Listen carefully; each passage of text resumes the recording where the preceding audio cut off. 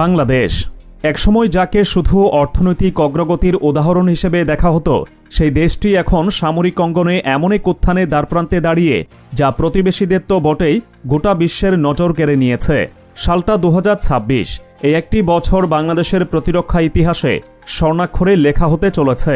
কারণ এমন কিছু সামরিক প্রযুক্তি বাংলাদেশের সামরিক বাহিনী পেতে যাচ্ছে যা এতদিন ছিল শুধু কল্পনার মধ্যে। তুরস্ক থেকে আসছে বিধ্বংসী ব্যালিস্টিক মিসাইল, আর আকাশকে সুরক্ষিত করতে থাকছে দুর্ভেদ্য প্রতিরক্ষা ব্যবস্থা। অন্যদিকে উদীয়মান পরাশক্তি জাপানের সাথে হচ্ছে এমন এক চুক্তি যা দেশের প্রতিরক্ষা শিল্পকে নিয়ে যাবে এক নতুন উচ্চতায়। তাই প্রশ্ন উঠছে, বাংলাদেশ কি তবে আঞ্চলিক পরাশক্তি হওয়ার দৌড়ে সামিল হতে চলেছে? এবং কেন 2026 সাল বাংলাদেশের জন্য এতটা গুরুত্বপূর্ণ, আর এর ভূরাজনৈতিক প্রভাব ঠিক কতটা সুদূরপ্রসারী হতে পারে? প্রথমে আমাদের বুঝতে হবে 2026 সালকে কেন একটি মাইলফলক হিসেবে দেখা হচ্ছে। এর কারণ হলো, এই বছরে বাংলাদেশ একসঙ্গে একাধিক অত্যাধুনিক সামরিক সরঞ্জাম হাতে পেতে চলেছে। এর মধ্যে রয়েছে ব্যালিস্টিক ক্ষেপণাস্ত্র, যা একটি দেশের আক্রমণাত্মক সক্ষমতাকে বহুগুণে বাড়িয়ে দেয়। থাকছে পূর্ণাঙ্গ আকাশ প্রতিরক্ষা ব্যবস্থা, যা দেশের আকাশসীমাকে শত্রুর যে কোনো আক্রমণ থেকে সুরক্ষিত রাখবে। নৌবাহিনীর জন্য আসছে শক্তিশালী সামুদ্রিক টহলযান, এবং সেই সাথে দেশের ডিজিটাল অবকাঠামোকে সুরক্ষিত রাখতে যোগ হচ্ছে অত্যাধুনিক সাইবার নিরাপত্তা প্রযুক্তি।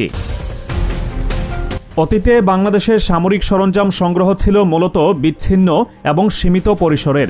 ছোট আকারের অস্ত্র, পুরনো প্রজন্মের বিমান প্রতিরক্ষা ব্যবস্থা আর সাধারণ টহলযানের উপরই নির্ভর করতে হতো।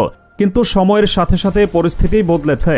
প্রতিবেশী দেশগুলো, বিশেষ করে ভারত, চীন এবং মিয়ানমার, তাদের সামরিক সক্ষমতা বাড়াতে বিপুল বিনিয়োগ করেছে। এই পরিবর্তিত বাস্তবতায় নিজেদের সার্বভৌমত্ব রক্ষা এবং আঞ্চলিক স্থিতিশীলতা বজায় রাখার জন্য বাংলাদেশের সামরিক আধুনিকায়ন এখন সময়ের দাবি। আর সেই পরিকল্পনারই বাস্তব রূপায়ণ হতে যাচ্ছে 2026 সালে। এই আধুনিকায়ন কেবল অস্ত্র কেনাবেচার মধ্যে সীমাবদ্ধ থাকছে না, এর সাথে জড়িত আছে প্রযুক্তি হস্তান্তর, যৌথ গবেষণা এবং দেশে একটি শক্তিশালী প্রতিরক্ষা শিল্প গড়ে তোলার এক বিশাল পরিকল্পনা। অর্থাৎ বাংলাদেশ শুধু অস্ত্রের ক্রেতা হয়েই থাকতে চায় না, বরং ভবিষ্যতে নিজেই প্রযুক্তি তৈরি এবং রক্ষণাবেক্ষণে স্বাবলম্বী হওয়ার পথে হাঁটছে। এই পদক্ষেপগুলোই বাংলাদেশকে একটি সাধারণ সামরিক শক্তি থেকে একটি পরিণত এবং প্রভাবশালী শক্তিতে রূপান্তরিত করার ইঙ্গিত দিচ্ছে।